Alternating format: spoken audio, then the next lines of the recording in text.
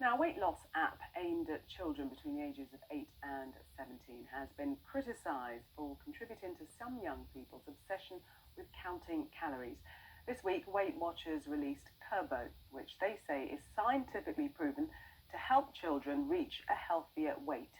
But now a petition calling for the company to remove the app has been signed by more than 20,000 people. Joining me in the studio is Rachel Egan. She started the petition and has lived with an eating disorder since she was 14. Welcome to you.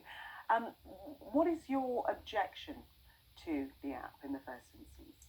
So my objection to the app is that dieting is dangerous for young children, for children and teenagers, because it can disrupt their physical and their hormonal growth. Dieting is also the single biggest predictor of eating disorders.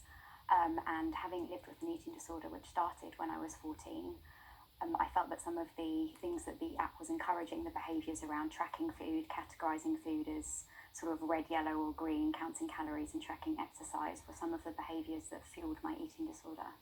But is there anything wrong with essentially trying to get children to eat more healthily? I don't object to efforts to get children to eat more healthily, and this petition is not about that. It's about the right way of doing that in a way that's supportive to children's physical and emotional well-being. So what is the right way to do that?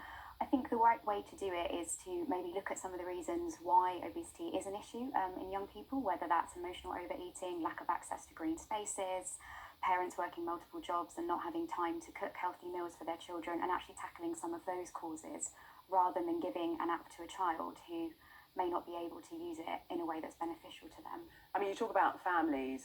Some children live in an unhealthy environment where they're not provided with the foods that they should be eating.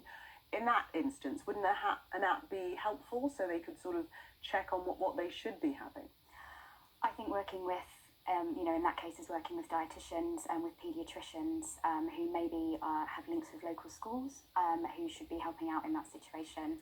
I do think any kind of weight loss program for a child does need to be supervised by someone who's qualified in that area and not an app. What if they don't have access to the dietitians? Because an app is very accessible, isn't it? Yeah, that's true. An app is very accessible, but I think the messaging that the app is creating around tracking food, categorising it as kind of good or bad, isn't the right message. An app that encourages children maybe to get their 5 a day, for example, or an app that gives them different suggestions for sports they could try or something like that, that is more of a healthy message to send out to children. So you object completely to the sort of traffic light system, with red being the sort of foods that you might want to steer clear of, the sugary, the fatty foods, and then those that might be green that you can have in unlimited quantities? I don't object to it for adults. I know it's obviously been brought into British supermarkets, and I do think in some ways it's been helpful. It's not always been the most helpful for me with experience of anorexia, but I do think for adults, yes, potentially that is quite helpful. But I think for children, kind of categorising foods in that way isn't necessarily the best way to set them up with healthy eating habits for life.